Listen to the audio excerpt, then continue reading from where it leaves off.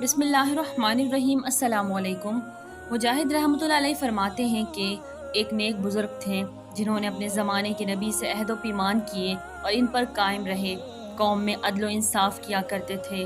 مروی ہے کہ حضرت الیسی علیہ السلام بہت بوڑھے ہو گئے تو ارادہ کیا کہ میں اپنی زندگی میں ہی اپنا خلیفہ مقرر کر دوں اور دیکھ لوں کیسے عمل کرتا ہے۔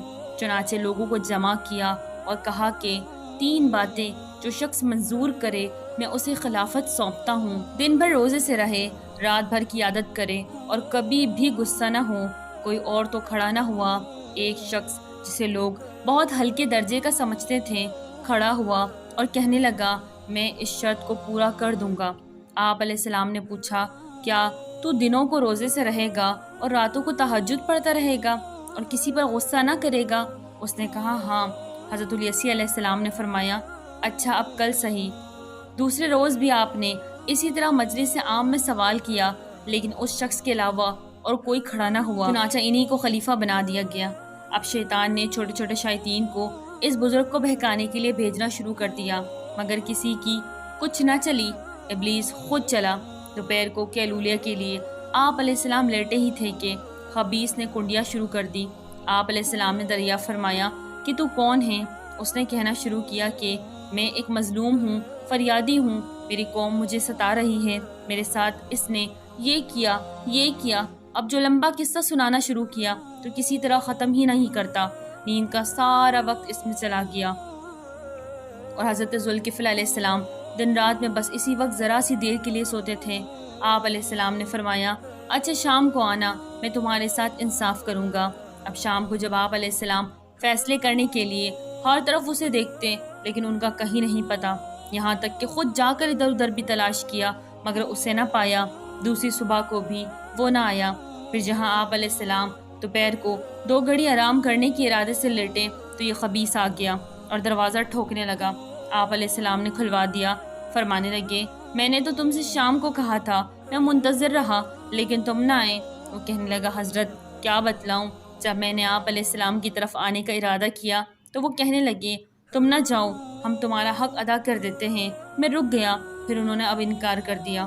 پھر لمبے چوڑے واقعات بیان کرنے شروع کر دیے اور آج کی نیند بھی کھوئی۔ اب شام کو پھر انتظار کیا لیکن اسے آنا نہ تھا، نہ آیا۔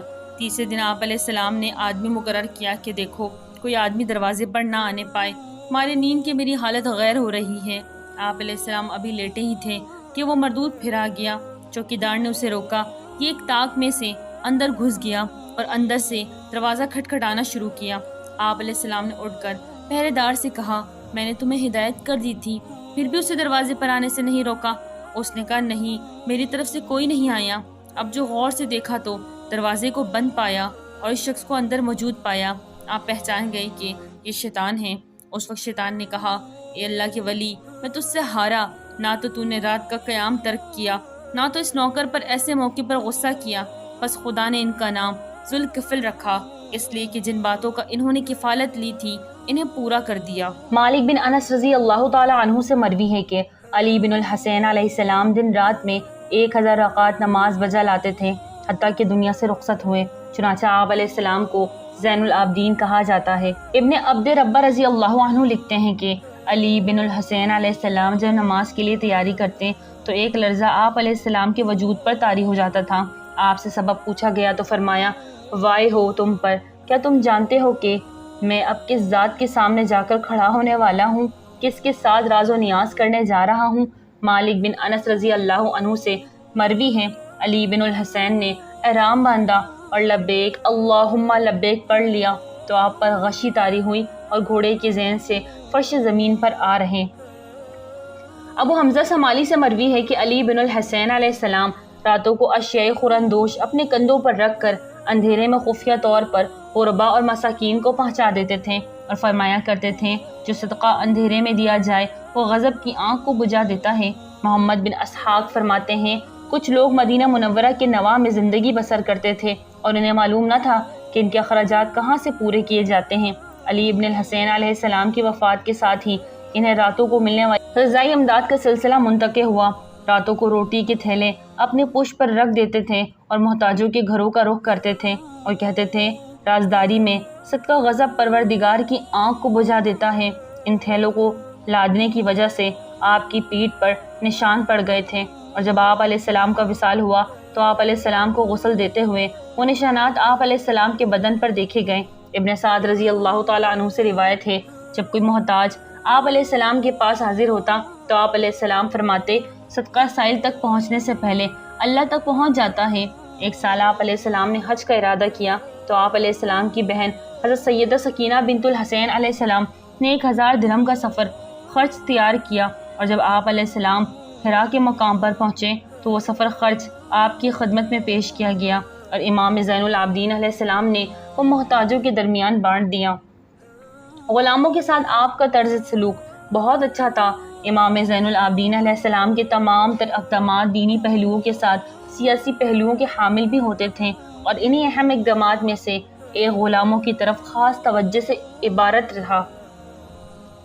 غلاموں کا طبقہ وہ طبقہ تھا جو خاص طور پر خلیفہ دوم حضرت سیدنا عمر بن خطاب رضی اللہ تعالیٰ عنہ کے بعد اور بطور خاص بنی امیہ کے دور میں شدید ترین سماجی دباؤ کا سامنا کر رہا تھا اور اسلامی معاشرے کا محروم ترین طبقہ سمجھا جاتا تھا۔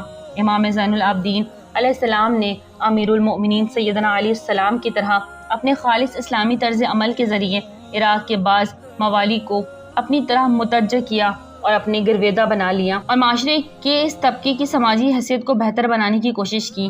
امام زین العابدین واقع کربلا میں اپنے والد سیدنا امام حسین علیہ السلام اور اولاد اصحاب کی شہادت کے دن شدید بیماری میں مبتلا تھے، اور بیماری کی شدت اس قدر تھی کہ جب بھی یزیدی سپاہی آپ کو قتل کرنے کا ارادہ کرتے، انہی میں سے بعض کہہ دیتے کہ اس نوجوان کے لیے یہی بیماری کافی ہے جس میں وہ مبتلا ہے۔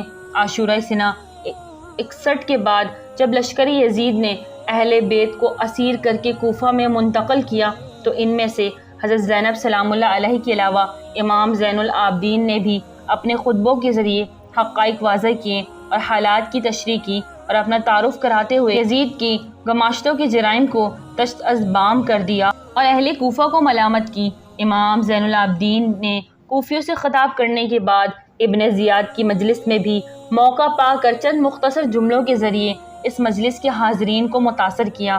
اس مجلس میں ابن زیاد نے امام زین العابدین کے قتل کا حکم جاری کیا، لیکن حضرت زینب سلام اللہ علیہ نے مداخلت کر کے ابن زیاد کا خواب شرمندہ تعبیر ہونے دیا۔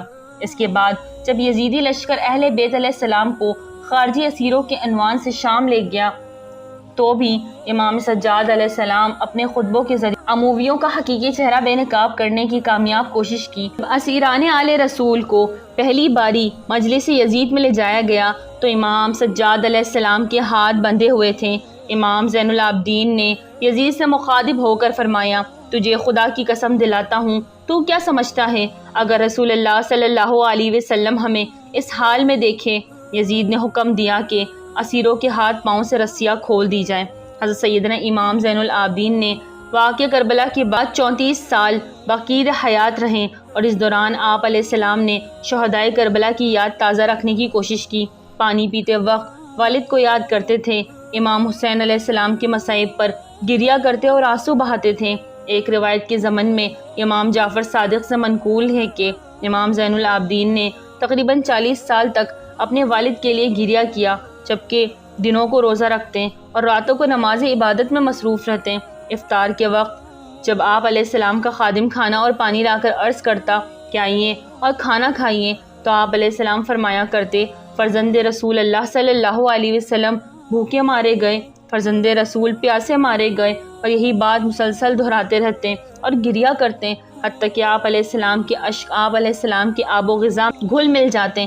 آپ علیہ السلام مسلسل اسی حالت میں تھے حتیٰ کہ دنیا سے رخصت ہو گئے۔ آپ علیہ السلام کی شہادت اموی حاکم ولید بن عبد الملک کے زہر دینے سے ہوئی۔